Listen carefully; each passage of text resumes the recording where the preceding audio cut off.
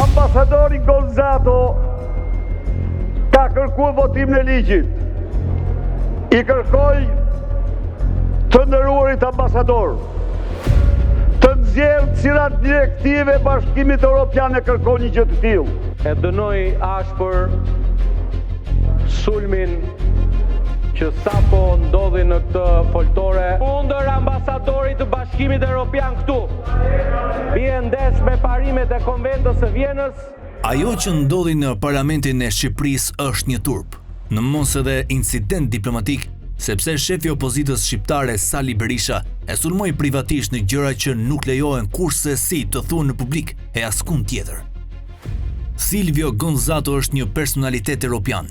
Ai shquhet për simën e hollë diplomatike, stoik në parimet e tij europiane, i baraz larguar nga qeveria dhe opozita shqiptare.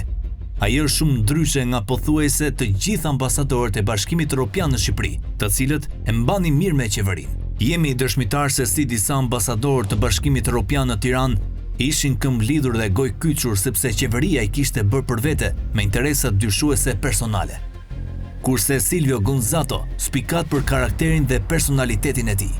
Para emërimit si ambasador i Bashkimit Evropian në Shqipëri, ai ka qenë ambasador, zëvendës shefi delegacionit të Bashkimit Evropian në Kombet e Bashkuara në New York. Ai ka qenë më parë drejtor për marrëdhënien ndërinstitucionale, koordinimin e politikave dhe diplomacinë publike në shërbimin evropian të veprimit të jashtëm. Përgjegjësitë e tij mbulonin marrëdhëniet me të gjithë institucionet e Bashkimit Evropian dhe përfaqësimin në negociata që kanë implikime institucionale apo ligjore përfshirë dhe sanksionet. Ai ka qenë përgjegjës për koordinimin e të gjitha dosjeve politike dhe legjislative, si dhe për përgatitjen e mbledhjeve të Këshillit të Punëve të Jashtme. Ai ka qenë gjithashtu përgjegjës për aktivitetin e diplomacisë publike, përfshirë promovimin e çështjeve kulturore dhe marrëdhëniet të jashtme në Bashkimin Evropian. E po ashtu dhe çështjet e komunikimit strategjik. E në këtë kontekst, ai ka mbikëqyrur strategjitë e komunikimit të EEAS, përfshirë aktivitetet që synojnë luftën kundër manipulimit të informacionit nga burimet e huaja. Më parë, ai ka qenë drejtor për të drejtat e njerëzit dhe demokracinë në EEAS. Në këtë cilësi ai ka qenë përgjegjës për organizimin dhe përmbajtjen e të gjithë dialogjeve dhe konsultimeve në lidhje me të drejtat e njerëzit nëpërmjet Bashkimit Evropian dhe vendeve partnere, hartimin e udhëzimeve të politikave dhe udhëzimeve për delegacione dypalqe dhe shumëpalqe të Bashkimit Evropian.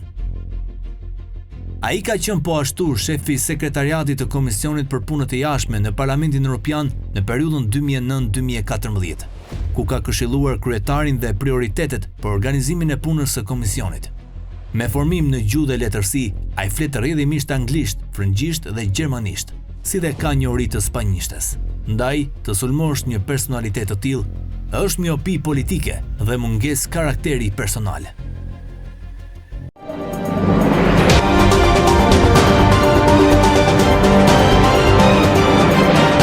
Editoriali Koha Jon.